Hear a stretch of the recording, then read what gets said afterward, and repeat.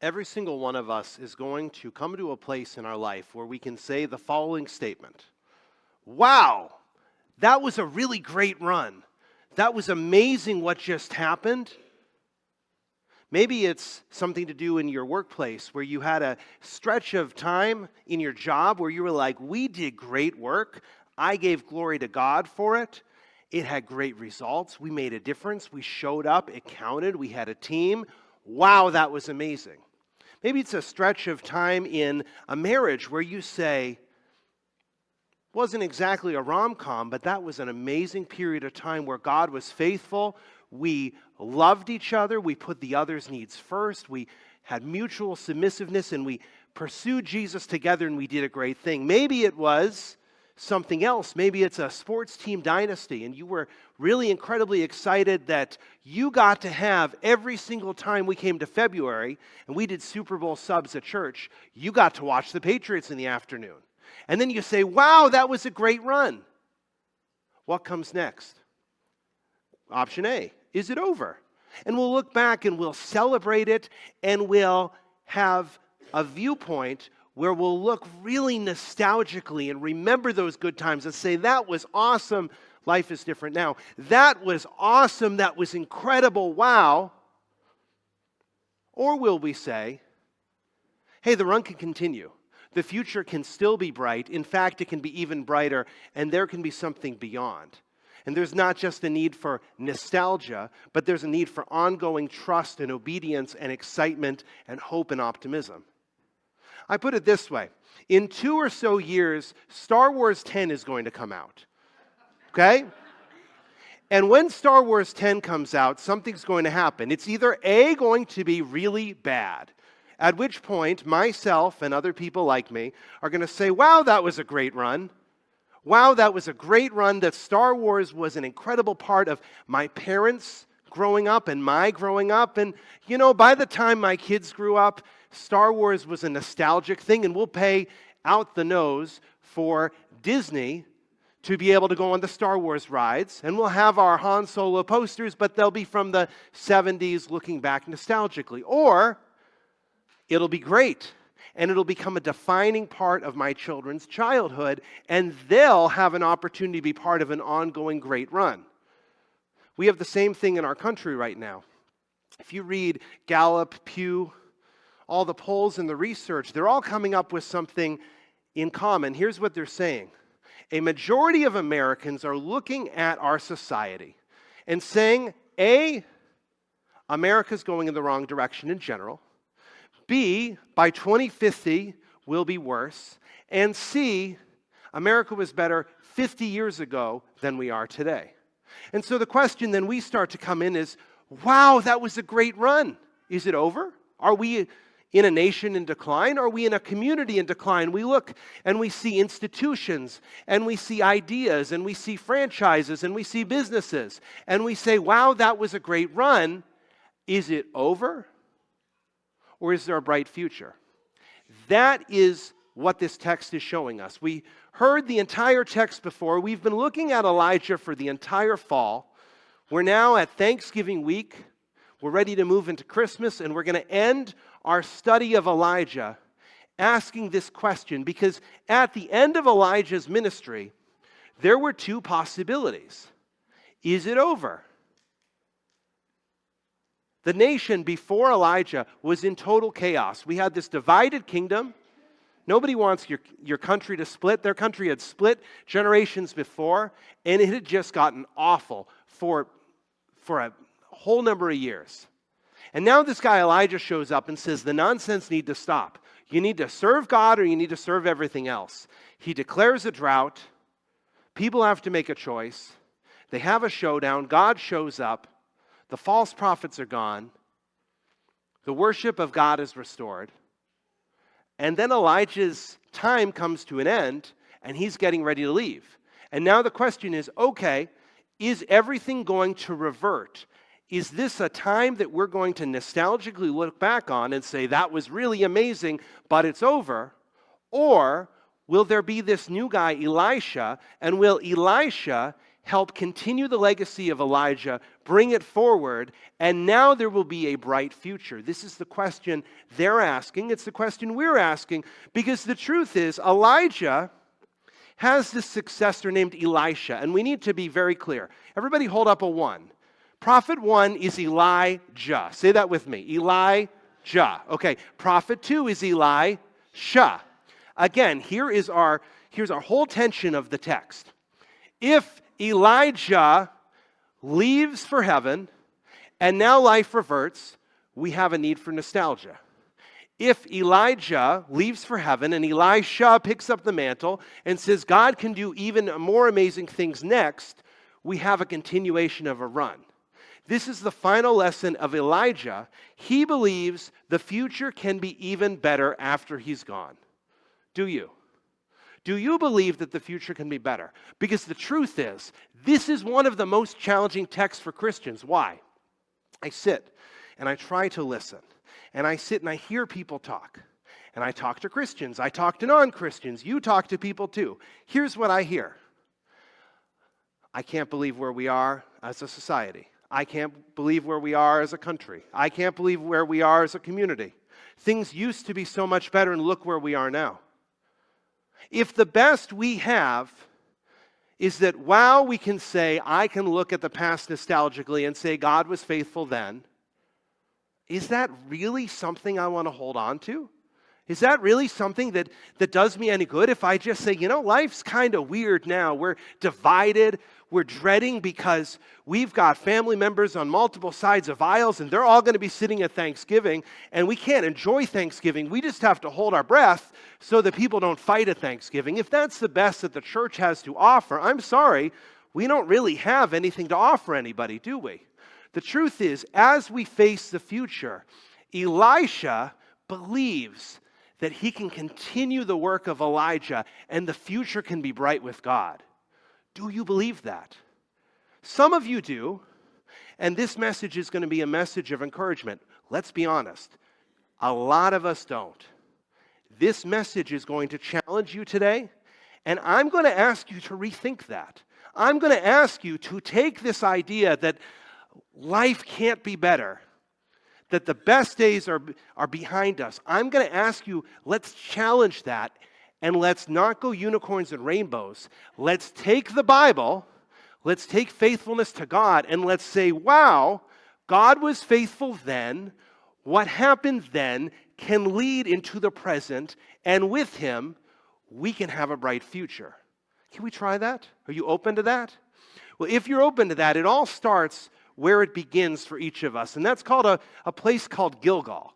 You probably didn't show up today thinking we were going to talk about Gilgal. In fact, Gilgal, everybody say that with me, Gilgal is probably the most Old Testament sounding town name you've ever heard of. Anybody live in Gilgal? No, but you've all been to Gilgal. Let's look at the text and explain. So we have this wonderful text where first guy is Elijah, second guy is Eli. Okay, good. So before they can do anything, who's leaving? Elijah's going to go off to heaven and Elisha's going to figure out, hey, I'm the next guy. What does that mean? Before they can do that, they're going to go to a number of places, and it starts with Gilgal. Here's what the text said. When the Lord was about to take Elijah up to heaven in a whirlwind, Elijah and Elisha were traveling from Gilgal. Gilgal was the place of beginning in the story of the people of Israel, in a time called the conquest. If you open up your Bible and see the book of Joshua, there's a place called Gilgal where they put down stones. And they basically say, God's work of making us be a nation under God as the Old Testament kingdom of Israel begins here with these memorial stones. This is where God's work begins. Gilgal was the place where it all began. And then they go to these different places. Then they go to a place that represents the need for ongoing spiritual renewal. In the story of Israel, there was this place called Bethel, where an altar was built to God during a difficult time. There are times in the ministry of Elijah and Elisha where they realize no matter what we're doing as we're facing the future, If we're not doing ongoing spiritual renewal, what happens? Stagnation, apathy, cynicism, even apostasy. But when we're ongoing with our spiritual renewal, then we acknowledge that God continues to work with us. And so they visit that place. Then they go to another place. They go to a place called Jericho. Now we've heard of this, right? The children's song. How many times, who fought the battle of Jericho? Joshua, right? And what does he do? He gets his little ram horn. Do, right? Do. And what happens? Well, they do it for days. No, the walls don't fall down right away. For days they're marching and they're probably looking really foolish. Imagine that you had a chance to take over a city and you decided instead of showing up with an army with weapons, you showed up with a little trumpet and were dancing and marching and singing. They probably looked like fools until they didn't. But then the city crumbles and they're warned, hey, don't ever rebuild this. Elijah and Elisha are seeing that there's certain things in life that need to stay in the past. And then they go to the Jordan River, and the Jordan River is a symbolic place of old into new, that there's a new identity.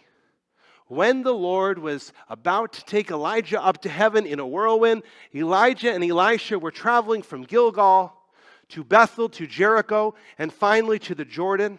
Because when we face the future, let's remember three things. Number one, here's what we need to remember. We need to consistently seek spiritual renewal. If I'm sitting and looking at the future, remember I said we're going to challenge some assumptions today. If you're looking and saying our nation is in decline, our cities and our towns are in decline, I can't believe because the best days are just in the past. Here's my question. What sort of ongoing spiritual renewal are you doing? We recently had a bunch of ladies go on a women's retreat. Then we had a bunch of men go on a men's retreat. We have opportunities that we get people together throughout the week for study groups and prayer groups and walks. And we get people realizing it's not simply that I'm part of this narrative that things have stagnated, but I have an opportunity to follow God, to love Jesus with my heart, and to continually be going through the process of reading my Bible and reading through the Proverbs and reading through the Psalms and asking God how they intersect with my life, and then letting some things in the past stay in the past. If we want the future to be bright with God, there's certain things that what happens if we try to rebuild them and recreate them? If we simply look at the difficult past of our life and say, wow, I need to reconstruct these failed relationships, what happens when I'm trying to be open to God's future? Anything good? Not anything good. Now, we don't want to be in denial about it. Denial is not a river in Egypt.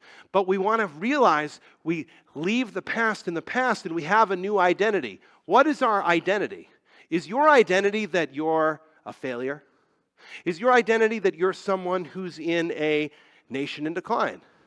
Is your identity that you are someone who just makes a lot of mistakes? No. Our identity is that we have a new identity in Christ, that the old self is dead. We get to look forward, and God has something ahead for each of us. But it all starts at Gilgal. Every single one of us. And so my question for you is what's your Gilgal? What is it? Can you name it? Let me tell you one for me. So, in my family, now first of all, you're going to notice this goes a little beyond just me, and so it's going to give you a rubric to look at when you're trying to identify yours. Doesn't just have to be something from your past. Think of how you got here today, okay? You're sitting in church. What does that mean? That means someone at some time had an experience with Jesus that led you to this moment. Maybe that someone was you. Maybe that someone was a spouse or a sibling or a significant other or a parent or a friend. But at some point, someone had a relationship with Jesus and an encounter, and now you're sitting in a pew or watching our YouTube channel. Okay. For me, I look in my life, and my parents got engaged at a little intersection in Fort Wayne, Indiana. A number of years ago, I was doing my first ministry credentialing thing To be able to be a pastor and get the title of reverend and all those kind of things, you have to do some processes. And part of my process took me to Ohio. And in Western Ohio, I was in a really random place. We were actually at a monastery. And it was an hour and a half away from Fort Wayne, Indiana, where my parents met at Bible college decades before. And there was one night where we got done with our class early, and I got into my car, and I drove an hour and a half and arrived at Fort Wayne Bible College. It actually wasn't there anymore. It was now just ruins, essentially. And I arrived there, and I stood on the spot that my parents got engaged. And it's not that everything was the same, because truthfully it wasn't. The buildings were all boarded up. Everything was changed. There was overgrown sidewalk, all sorts of stuff. But what was the same? The same was that I knew that the same God who worked then in my family was working in my life. And I knew that that, to me, was my place where it began. And if I was now going to look at the future and to have God's work in my family be present and future and not just a past wonderful history, I needed to acknowledge what happened on that street corner. And then I needed to say, okay, what does that mean for me? So there's my vulnerable example. My question for you is, where is your Gilgal? Where is the place where it began spiritually? If you want to face the future, if you want to walk out of here and enjoy Thanksgiving and have a heart of gratitude, my plea with you is, let's maybe make a plan to go back to that Gilgal sometime in the Thanksgiving, Christmas, or New Year's season, and to go there and say, you know what, God, I get that there's all sorts of reasons why I can say life was better before. The nation was better. The communities were better. Institutions were better. However, I know that you were faithful then, you're faithful now. And God, I would just want to mark this moment now and see that the future can be bright with you, and you want it to be bright, because there's certain things in the past I can leave in the past, and I have a new identity. I'm not a person with all sorts of failure. I'm new in Jesus, and I can look at the future. But it all starts at Gilgal for us, and we're encouraged to believe that the future can be better. Again, this is a challenge for us as the American church. So often we look back and we say, wasn't it wonderful when? That's the wrong question. The question is not, wasn't it wonderful when? What is the right question? What wonderful thing is God doing? If you find yourself saying, wasn't it wonderful when? Yes, but look at what happens with Elijah and Elisha. Elijah said to Elisha, now, first of all, what's happening? They're getting ready to go. So they've taken a pilgrimage from 4 spots. Gilgal, where everything started, then these other 3 places, and the end at the Jordan, and now it's time for Elijah to go to heaven. Have you ever been with someone right before they passed? Okay? Oftentimes, they have words for you. This situation is interesting. Elijah does the opposite. He doesn't say, hey, I got one final bit of advice for you, Elisha. He says this, tell me what I can do for you before I'm taken away. What an incredible gift that is. Can you imagine if you have this amazing spiritual mentor, and they're not trying to tell you one more thing at the end, but they're saying, hey, I love you. You're awesome. This has mattered. What can I do to make this easier for you? What a not self-focused thing to say, isn't it? Let's look at the response. Elisha replied, please let me inherit a double share of your spirit and become your successor. Okay, a double share of your spirit means, Elijah, you've been awesome. You've done really cool things for God. You stood up to a king. You survived homeless for a bunch of years. You raised a widow's child. He was dead, then he wasn't. You stood up to all these prophets. You had a showdown. You endured through burnout. You had this whole burned out experience. You got through it. God got you through it. You had an amazing ministry even with the second king. You stood up to all sorts of nonsense. And that was great. And God was faithful then. I want the future to be twice as good. I want the future to be even better than that. I believe that God worked through you, Elijah, and I, as your successor, it's not my job now to just simply say, that was cool. Wow, I look back nostalgically. It's my job to say, you trusted God and He brought you here, and it blessed everybody. It helped everybody. I want to walk along with the people, and God can bless us twice that amount. Think about that for a second. Believe the future can be better with God. Imagine you took over Apple, okay? Apple's a great company, right? You know, show me that's a great company. Who's got an Apple phone? Okay, come on. You're like, oh, I'm not going to answer that one. No, okay. There are my Samsung people. We'll forgive you. It's fine. Okay. Imagine you took over Apple and you had a press conference. Let's get behind the podium. Ready? I'd like to let you know that we're going to take this company to a place where we're going to do 2 times the work we did in the past. The company's going to be 2 times bigger and have 2 times more of a reach. That's a really bold claim, isn't it? That's what Elisha is believing with God. It's not like Elijah was this obscure ministry leader. Elijah is arguably the greatest prophet in the history of history. And Elisha says, you know, that was awesome. Can we do that 2 times over? Can we have 2 times the impact? Can we bless people double that? It's something that resonates with 2024. People are looking around and looking for meaning and wanting life to be better. We are absolutely shocked and surprised nationwide at a trend where millennials, people my age, are returning to church at record numbers, and nobody saw it coming. Why is it happening? Because there are people my age, a little older, a little younger, who are looking around at society and being like, that's not the answer. And they're looking around at the apathy of other generations and saying, that's not the answer. And they're looking around at the endless scrolling and you fill in the blank and saying, that's not the answer. And they're coming to church and they're saying, I think Jesus is the answer.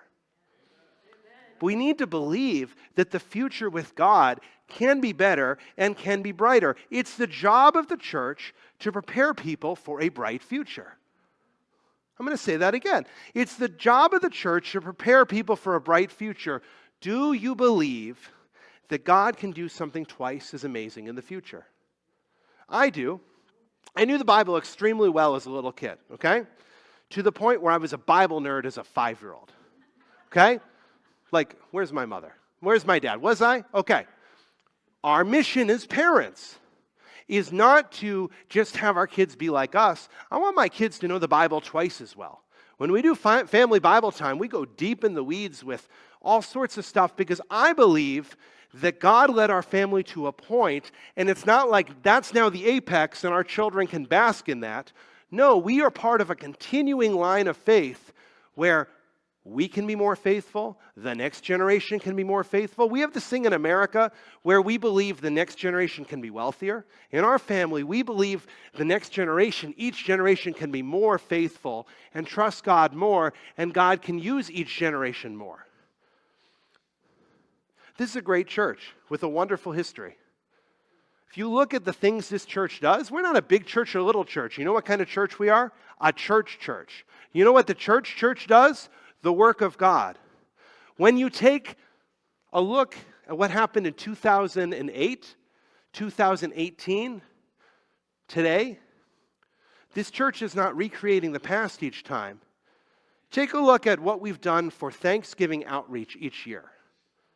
We have done different things each year, and we've tried to be more expansive. Why? Is it because we want to just simply try things differently? No, it's we believe that God is calling us to be responsive to the needs of the community in every moment, and that God is asking us to be part of His bright future for our community, to bless the people of Plymouth, even the people who are going into the supermarket and saying eggs are ridiculously expensive. They are. And looking at a fast food restaurant and saying, I can't believe it's so expensive. It is. In that reality and in that moment, what are we called to do? Continue to be the church.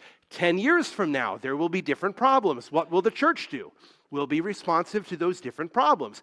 Will we sit and say, oh, I wish the world was like it used to be? No, we will say, God is doing something amazing in the future. Let's go to our town. Why was Plymouth founded? Who braved the rain yesterday at the parade? Anybody brave the rain? Super fans, okay? Love it. Love it. So they're going to resonate with this. Ready? But this is for all of us, not just them, but super fans over there. Okay. Plymouth was founded because a group of people believed they could worship God and not be told what to do by state churches and hypocritical clergy and etc. And they believed that God was doing something amazing in the future. And you know what happened? The entire Western church. Some of you follow other churches' YouTube channels. Check this out. Every single church in our country that you follow their YouTube channel for can trace its spiritual heritage back to the Pilgrims. Think about that. God did something amazing, and look at the spread it had. And now our question is, people in Plymouth, sitting here in America's hometown for the time of Thanksgiving, we ask, okay, does that mean we nostalgically look back at the past and we hold our breath again during Thanksgiving, try to keep people from fighting, and just say, God, we're thankful for the past? No. If that's the answer, let's all go have like a to-go Thanksgiving meal, because that's not the point. What's the point? The point is, God did something great then. God is doing things great now. And if we trust Him, which I'm asking, will you trust Him with me? Okay. If we trust Him ongoing, God is doing great things into the future. Do you believe that God can do something twice as amazing in the future? If we believe that, if we believe the future can be bright, if we believe that God's work is not past, we have to do something. Because the truth is, let's say you do that work and you're like, okay, that's it. The minister has challenged me today. I've been saying, no hands, but I want to take a moment. Are you one of the people who came in today saying, we've peaked, we're in decline, the best was in the past? If you find yourself there, if you're joining me on rejecting that, if you're saying, you know what, we're a bunch of Elishas, and the Elijah work has happened in the past, and we now get to say, I'm grabbing that baton, and I'm ready to see where God is taking me in the future. What are we going to do with the baton? Because the truth is, in 21st century America, we have a problem. Every time we're given a baton, something from the past, we do the wrong thing with it. So let's be clear. Elijah ascends to heaven. That's what the text told us. Elijah's mantle, his cloak, comes off and falls on the ground. And now just a few moments before, let's be clear what a mantle is. It's like a coat, okay? So this has fallen to the ground. And now Elisha is sitting there, and he's like, wow, Elijah just used that to split the sea, and now we're at a point where it's here. Now, if he was a good 21st century American, you know what he'd do? He'd pick it up. And first, he'd check on eBay to see how much he could get for it. And then, when he was shocked that it wasn't as good as he thought, then he would take it over to the curator of the Elijah Museum. And he'd say, this is ready for the Elijah Museum. We're going to preserve it. We're going to put it there. And that's going to be awesome. And you know what we're going to do? Every time we occasionally visit the Elijah Museum, which truthfully, there's a museum in downtown Plymouth that my family's been here for 20 years. 0 times we've been there, right? So we'll be happy it's in the Elijah Museum. Our lives will continue, but we'll be happy it's in the Elijah Museum. And we'll move on with our life. That's not what Elisha does. Watch what he does. Elisha picked up Elijah's cloak, which had fallen when he was taken up.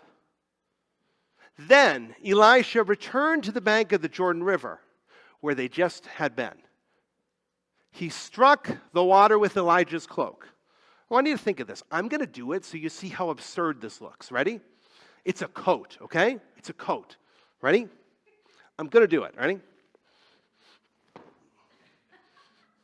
I looked like a fool doing that, okay? And cried out, Where is the Lord, the God of Elijah? He took a big risk there. You're going to see the next verse in a second. Why did he take a big risk? Because there's this famous guy named Moses who he split a sea. There's this famous guy Joshua who he split the Jordan River, and this great prophet Elijah who split the river too. And now this dude just found a cloak, and instead of museumifying it, he said, I'm going to smack the water with it and see what happens. Then the river divided, and Elisha went across.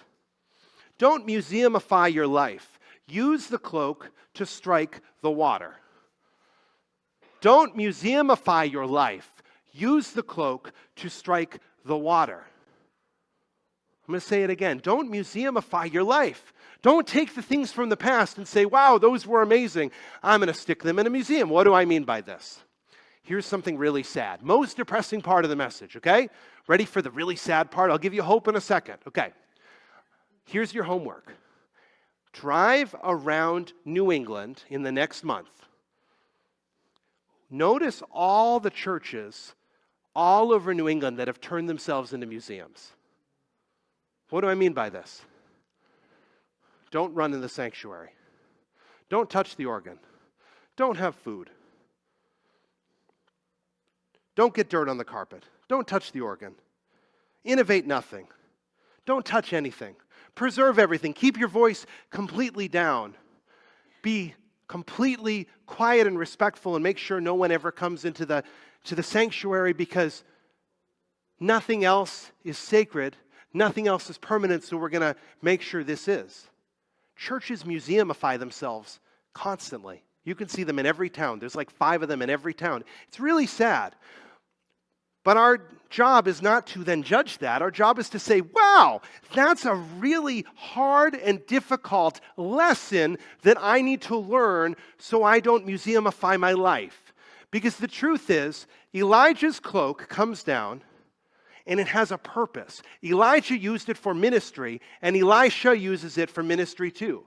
Elijah uses it to help people. Elisha uses it to help people too. The church is given to us not to preserve it. The church is given to us so we can do the work of the gospel in the community. So we can have a preference for the poor. So we can do recovery ministry and etc. So we can see what God is doing and continues to do. When you look at those churches in New England, they've museumified themselves. How does a person museumify himself or herself? It's like this. Focusing on the past. A museum takes something either good or bad in the past. Let's say something good. Let's say that the museum is about the Basketball Hall of Fame. It's all focused on good things that basketball players have done. But it's focused on that. Then what happens, let's say you go this year to the Basketball Hall of Fame and you're so excited, and they'll go, and you know what they'll do? They'll walk you around and they'll tell you everything. And then next year, if you come again, you know what they'll do? They'll be excited you're there, they'll sell you a ticket, and they'll walk you around and they'll show you everything. They won't have any idea that you've seen it before. People can live their lives that way, can't we? Have you ever met someone who just wants to tell you all about the good or bad of their past? And then the next time you see them, it's like you never met before. They want to tell you all the good or bad of their past. That's not what it means to live facing the future. Museums can also have a really narrow obsession, a really narrow focus. That's good. Imagine you want to have a museum for Dixieland jazz, okay? That's a cool museum, right? Dixieland jazz.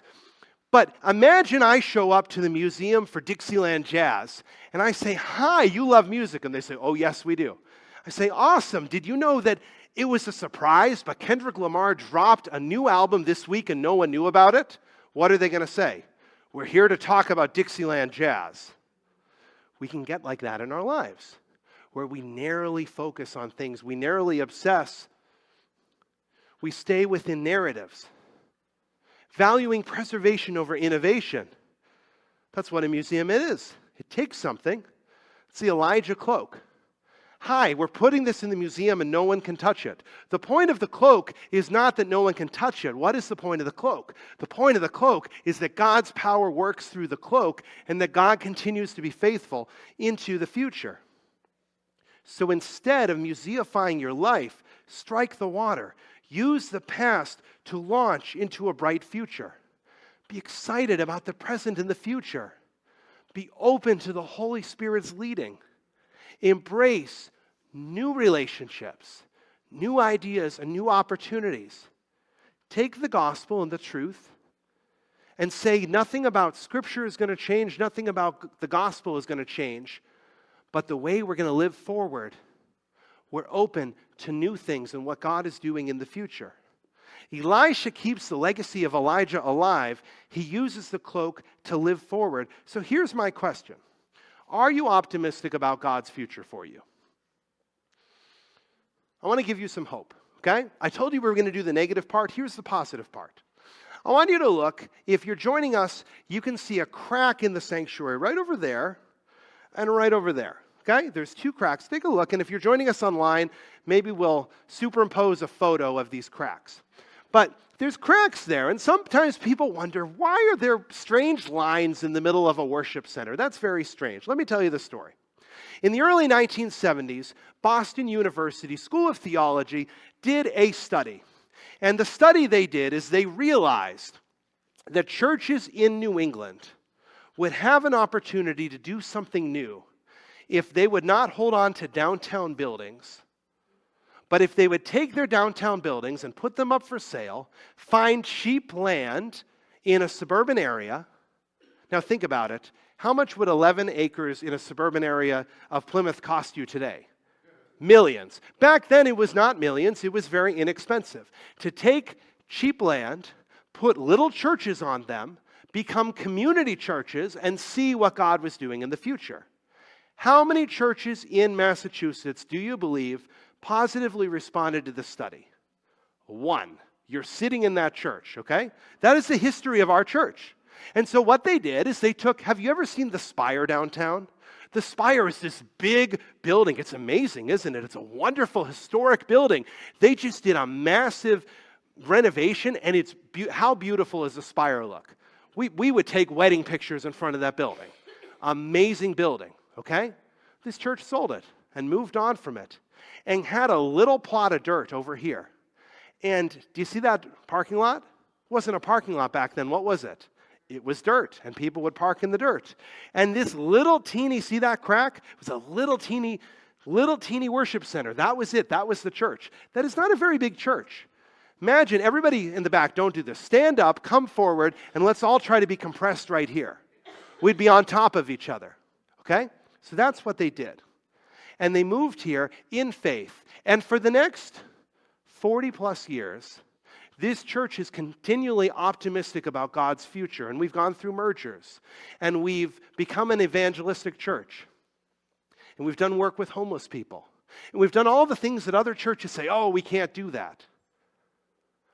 But we're open to it. We had a whole period of time where we said we need to be open to the recovery community, and our church now has a reputation for being a recovery church. Why? Because we're optimistic about God's future for us, because that's how we face the future. And so now that you hear that story about a group of people that start with their big, massive, beautiful church, and they say God's doing something different on a little plot of dirt with a teeny little sanctuary, if you find yourself in the place where you're saying our community's in decline, our nation's in decline, okay, but that's not your story. You're sitting as part of this church. You are part of a community that we are optimistic about God's future. So our call is to embrace it. Will you be optimistic about God's future today? Amen.